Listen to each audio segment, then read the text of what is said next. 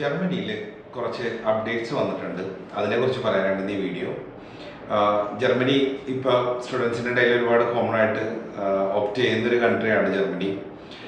പ്രധാനമായിട്ടൊരു update വന്നിരിക്കുന്നത്, ആദ്യകാലങ്ങളിൽ ജർമ്മനിയിൽ APS നമ്മൾ അപ്ലൈ ചെയ്യുമ്പോൾ അവർ UGC അപ്രൂവ്ഡ് അല്ലാത്ത ഇൻസ്റ്റിറ്റ്യൂഷൻസും അവർ ആക്സെപ്റ്റ് ചെയ്യുമായിരുന്നു. പക്ഷേ ഇപ്പോൾ വളരെ സ്ട്രിക്റ്റ് ആയിട്ട് UGC അപ്രൂവ്ഡ് ആയിട്ടുള്ള കോഴ്സ് പഠിച്ചിരിക്കുന്ന സ്റ്റുഡൻസ് എന്ന് വെച്ച് കഴിഞ്ഞാൽ പബ്ലിക് യൂണിവേഴ്സിറ്റീസ് അല്ലെങ്കിൽ ഗവൺമെൻറ് അപ്രൂവ്ഡ് ആയിട്ടുള്ള പ്രൈവറ്റ് യൂണിവേഴ്സിറ്റീസിൽ പഠിച്ച ഇന്ത്യൻ സ്റ്റുഡൻസിൻ്റെ ആപ്ലിക്കേഷൻസ് മാത്രമേ ഇനി ഫ്യൂച്ചറിൽ പ്രൊസീഡ് ചെയ്യുള്ളൂ എന്നൊരു അപ്ഡേറ്റ് ആണ്. അത് H+ കാറ്റഗറിയിലുള്ള യൂണിവേഴ്സിറ്റീസിന് മാത്രമാണ് ഈ ഒരു പോസിബിലിറ്റി ഉള്ളത്. അതിൻ്റെ ലിസ്റ്റ് ഏതാണെന്നുള്ളത് ഞാൻ താഴെ ഡിസ്ക്രിപ്ഷനിൽ കൊടുക്കാം. നിങ്ങളുടെ യൂണിവേഴ്സിറ്റീസ് H+ലാണോ അതോ H+ or മൈനസ് അല്ലെങ്കിൽ H-